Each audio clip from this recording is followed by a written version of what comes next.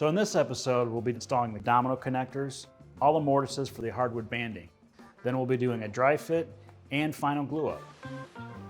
Now the exciting part happens where we get to see things really start to take shape. But before we do that, we have to install the Domino connectors, so then we can start doing a dry fit. So for this Domino connector setup, we've got the expansion joint, which fits in the mortise like that. And then we've got the capture nut with the plastic capture ring that will fit inside the hole that we drilled prior to this. So what I like to do first is put the set screw in. Just get it started. You don't want it in too far. And then you'll install it in the hole you drilled previously and put the plastic capture ring in. Might have to give it a little tap. Biggest thing here is you want to make sure that it's completely flush. So now I can complete the same process for all the other holes that I drilled.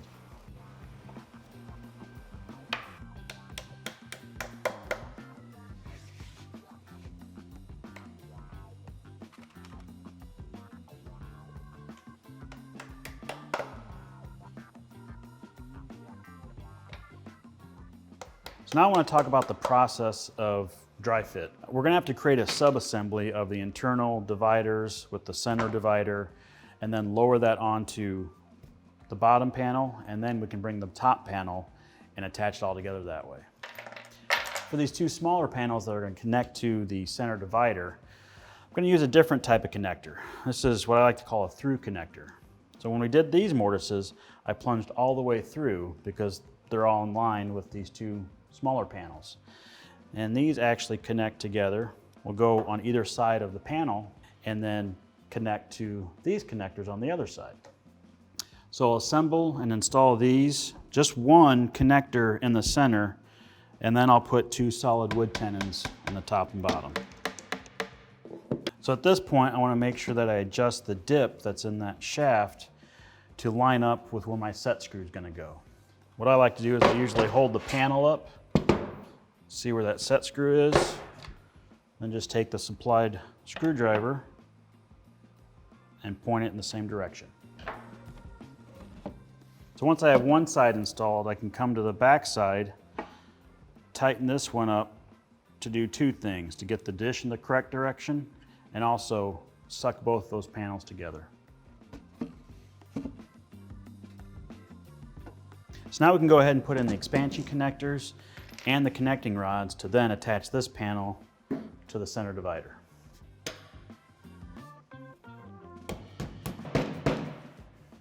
When you're installing the connecting rods and the expansion connectors, you want to make sure that you tighten them all the way down till you can't tighten them anymore. That expands those fingers and locks it into that piece of plywood. Then you can back them off to adjust them to line up with that screw.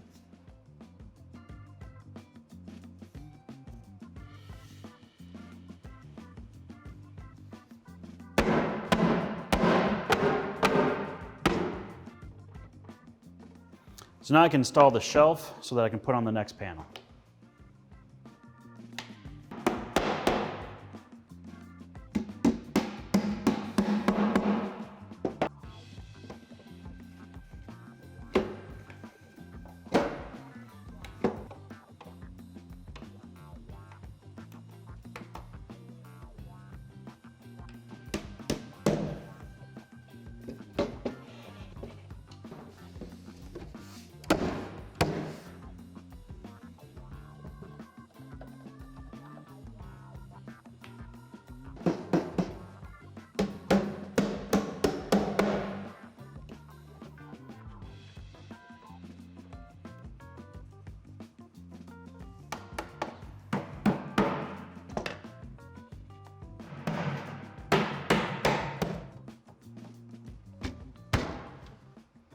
So with the sub-assembly dry fit, everything looks good. Now I can just slide it over a little bit, install my connectors and dominoes into the bottom panel. Then once that's done, I can dry fit the top.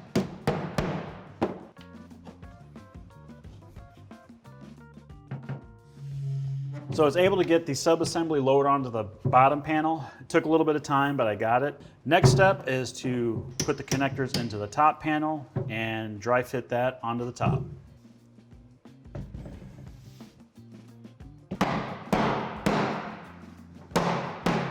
So with the dry fit complete, everything went together nicely. The next step is going to be to start working on the face frame material. I need to do the vertical pieces before I do the horizontal pieces, because I'm going to have to trim these vertical pieces flush, because if you remember, we made them just a little bit wider than our 3/4 inch plywood. So first I'll break everything down for glue up, but that also gives me access to the individual pieces so I can get the edge banding put on them. So now that I've broken down the cabinet for glue up, I've gone ahead and wheeled in the Capex and got that all set up, I can pull some measurements off these center panels to cut down that maple that we ripped down earlier for the face frame material. So the pieces we're going to be cutting first are these vertical pieces.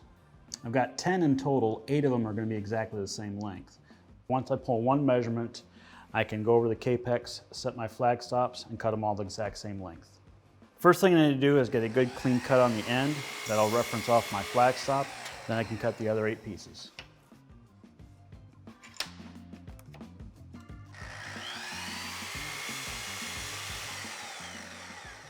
After verifying that my measurement was good, I can continue cutting.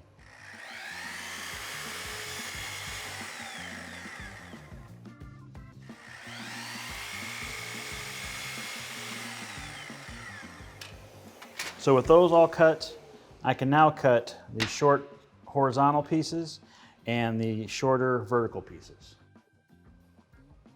So now I'll set the flag stop to just a hair over 19 1/4. Even though I'm only cutting 2 of these, I want to double check to make sure that this measurement's exactly right.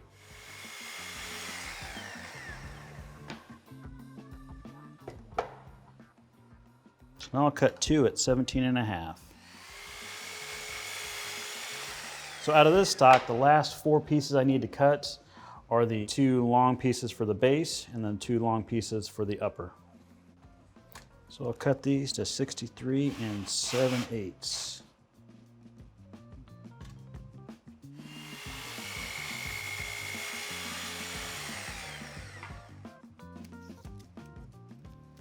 So I'll set this to 46 3/8.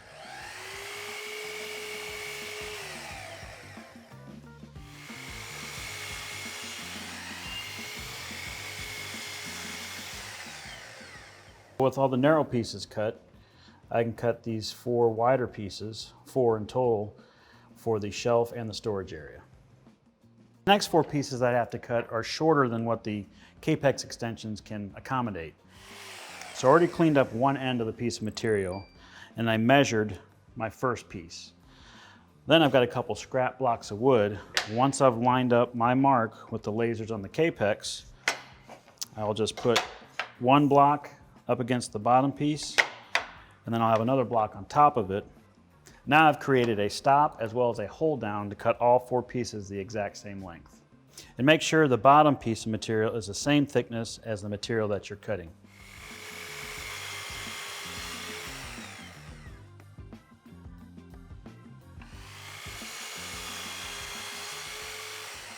I've gone ahead and I've attached about half the banding to the carcass material, but now I'm going to walk through the process of running the dominoes in and also trimming it flush top and bottom. So this end, I'm going to come off of this edge with the flaps, so this will be about 37 millimeters, and that'll be my alignment mortise. The rest, I'm just going to put a small pencil mark every 6 to 8 inches. So the first mortise will be tight, the rest are all going to be loose. I've gone ahead and switched the domino machine over to a 5 millimeter cutter because we're going to switch to 5 by 30 millimeter tenons. I've adjusted my depth to 15 millimeters. I'm going to use the flap for the first one on the tight mortise, and the rest are all going to be loose.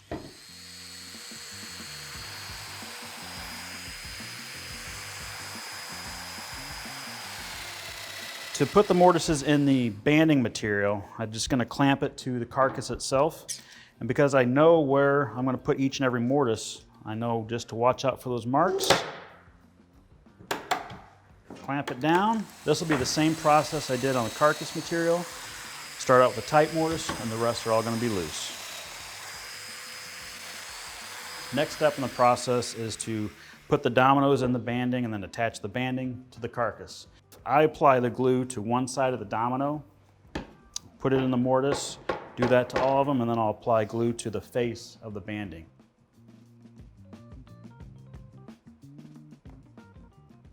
With everything glued up, I can go ahead and put it on the carcass material, tack it on with my headless pinner, wipe all the excess glue off, and then we can trim everything flush. I've got the OF1010 router with the edging plate set up on it. I've got a 2-flute straight cutting bit. I've adjusted the depth of the router and also the height of the edging plate so that I'm trimming perfectly flush with my carcass material. I always recommend doing a sample piece first so you don't damage your finished material.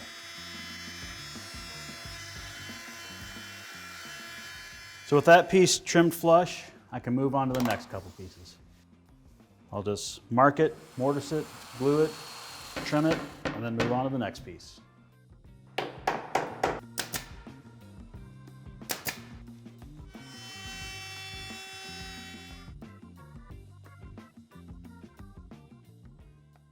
So this will be the last piece of banding for the main carcass pieces. Then the only thing we have left to do is domino the shelf fronts on the shelf itself. I also need to put a mortise here, here, here, and here to attach these shelf fronts to the side banding pieces. I've gone ahead and laid out both of my pieces where my mortises are going to go. I'll be using the 5x30 tenon, so I'll keep my plunge depth at 15 and my fence height at that same 20 millimeter. Since I'll be doing a vertical mortise, I went ahead and put the support foot on. While I have this here, I'll go ahead and glue the dominoes up and attach the front. Now I'll do the same thing on the other end of the shelf.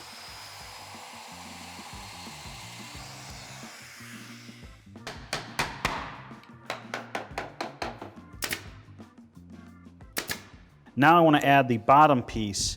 This is just going to be a stop because this is going to be where I put some miscellaneous parts. I don't want it rolling out or falling out of the bottom.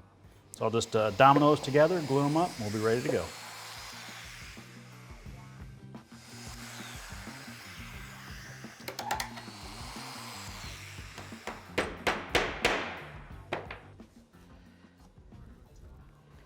So this is the other side of this shelf. And I know what my measurement is from the bottom of this face frame material to the center of the mortise. I can just transfer that to these two pieces, make my mortises, and then assemble this as a sub-assembly. So the dry fit for the sub-assembly went great. Everything fits perfect. Now I can put some glue on it, set it aside. The last step before the final assembly is to put these mortises in that I have on the drawing. What these are for is material support. What I can do is cut these as 8mm tenons, and then I'll take a full-size 8mm tenon and I can put that in any one of those mortises. So if I'm supporting a piece of material vertically, it can rest on there and then I can clamp it to the MFT. On the drawing that I did originally, I laid out for 6 different mortises. I cut it down to 4 mortises, so all I did was take the measurement of my panel, divide it by 5 spaces, and that'll evenly space 4 mortises in this panel for me. So I put the 8mm cutter back in the domino. I'm going to set the plunge depth to 20 millimeters because I'm going to use an 8x50 tenon. So that'll leave 30 millimeters hanging out as my material support.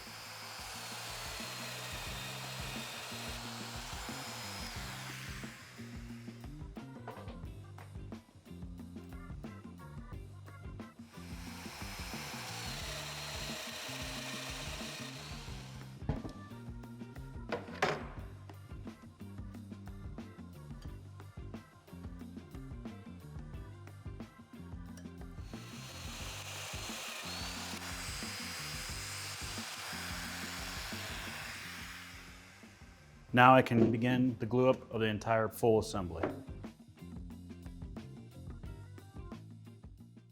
So now I've got everything glued up. Next couple steps are going to be do a little bit of light sanding, get rid of these pencil marks and some of that glue residue that might be left behind. Once those casters are on, then we can put the different drawer systems in for the sustainers. And to wrap everything up, we can put the MFT on top of the cart. If you want to continue with the build, click here or check this out. Don't forget to subscribe. If you want to be notified when we upload new content, click that notification bell.